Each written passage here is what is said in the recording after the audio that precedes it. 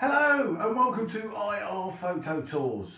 Today I talk about the all-new R1, or is it the 1DX Mark IV, and what are the specs? Let's take a look after this.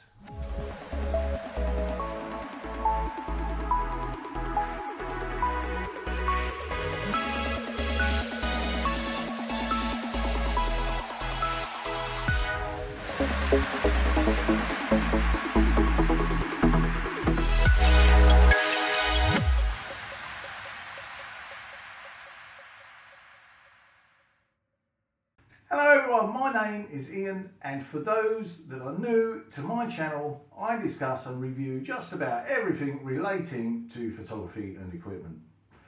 If you like my channel, could I ask that you consider subscribing and hitting that bell notification? Thank you very much. Okay, so moving on. There is plenty of news out there already relating to the rumoured Canon R1. The R1, as it is nicknamed for the moment, as there is no official name as yet, the R1 is rumoured to be announced in late 2021. Before we start with the specs on the R1, which quite frankly, if true, will be groundbreaking, let's just recap on a video I recently did about the Canon 1DX Mark III. I'll put a link up here for this video. It did get some mixed responses from my viewers, but alas, the truth is the truth, and I could only review what I saw with my own two eyes. I mentioned the fact that the Canon 1DX Mark III had issues with lubricant splattering onto the sensor from the mirror, and after doing the video I got some backlash from some, but from a majority of you I also got a lot of having the same problems with the whole range of the 1DXs. Not just the Mark III, Mark II and the Mark I doing the same exact thing. I also mentioned that if the 1DX range was mirrorless, then there wouldn't be an issue in this respect, as there would be no mirror to lubricate. Anyway, I kind of just want to say, I did tell you so.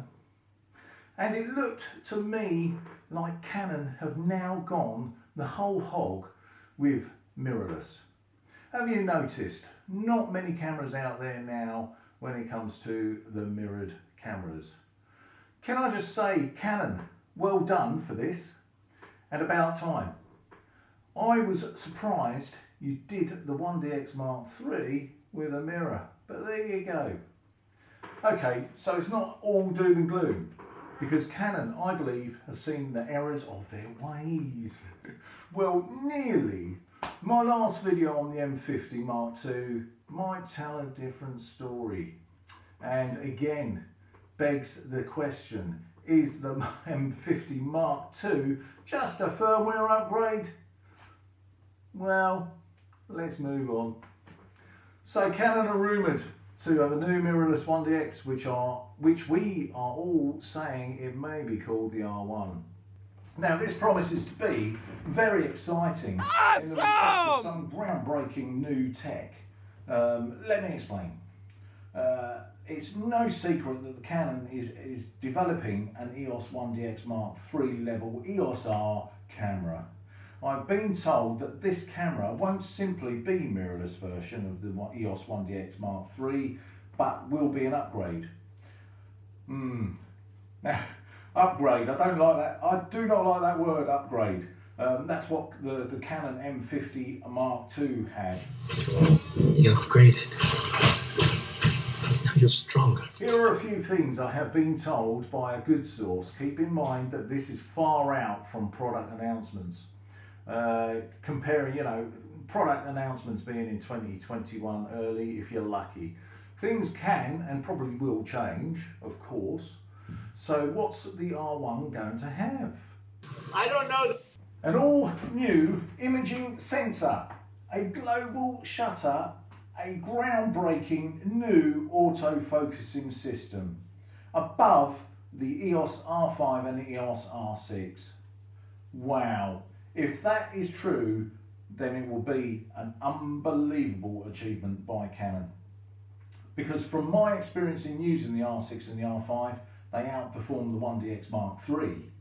The R1 will have the fastest frame rate for a stills camera ever from Canon. That sounds pretty awesome. We've already seen mention of a full frame sensor development with a global shutter, and this confirms that to some degree information for this camera is likely to be trickling in and trickling over the next 6 months or so. But I wouldn't be shocked if we get a development announcement in early 2021. Yeah, that sounds about right, and that's going to be quite exciting news. The sensor in the R1 has a QPAF for short. Okay, that's short for a quad pixel autofocus. Now, the quad pixel autofocus, there was a patent on this in 2017 by Canon, so it's been around for 3 years so far at the moment. What does the DOF mean? Let's reel back a bit. The sensor in the R1 has a QPAF, okay, for short, or a quad pixel autofocus instead of the usual DOAF, or dual pixel autofocus. So what does this mean? Well, it means firstly it's a tongue twister, and secondly, right now the dual pixel autofocus DPAF sensors, you can focus reliably while the camera is in the horizontal position and your edge of contrast that you are locking on are vertical. If the edge is horizontal or parallel to the camera orientation, then it has extreme difficulty in locking on. This is because all the pixels are arranged in one direction for dual pixel autofocus. What Canon needs is a quad pixel.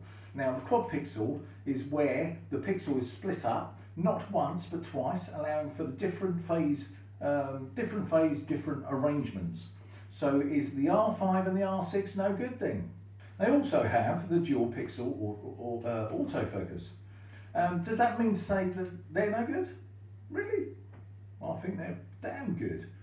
This patent application specifically deals with suppressing the deterioration that may happen with extremely accurate focus detection. The R1 will have 20 stops of dynamic range, which is huge. Will most likely have around 45 megapixel sensor or more. Not sure it can be called a Digic X or Digic 10 even, you know. The chances are, because it's going to be a new sensor development, it's going to be more likely to be a Digic X1 or 11. It will probably have 2 Extreme Pro memory card slots, will shoot 18 frames per second. I'm not actually going back to the Digic X. Will it have 2 or will it have 1? Who knows? Probably have 2, no doubt. So will it have the Digic X11 2 times? My God, what a powerhouse that would be. But I don't know. I don't think it will. But it's too early to tell. It'll be larger than the R5 and the R6 to accommodate a new larger battery for pro work, but smaller and more compact than the EOS 1DX Mark III. And going by what Canon do already with pricing, then you can expect not very much change out of £7,500 to about £8,000 sterling. Wow. Yeah, well, you know, the Canon EOS R5, look at the price of that when it came out, £4,200 sterling. So I can imagine with the 1DX Mark III being £6,500 being their flagship pro camera, I can imagine this camera that's going to come out new will be around about anywhere between £7,500 to £8,000 with all this new technology behind it. Just to add, these specs are rumours though, and will probably change as we get closer to the date expected for an announcement. But they will kind of make sense, especially if they want to keep the flagship 1DX range alive and attractive to the pro consumers. So with limited info, but very interesting info on the rumours surrounding the R1, we leave it there for now, okay? I am sure in the coming months we will see more news on Canon's flagship camera. Right, for your photography news, tips and tricks. Stay tuned, but for now, it has been a lovely intro. Bye for now.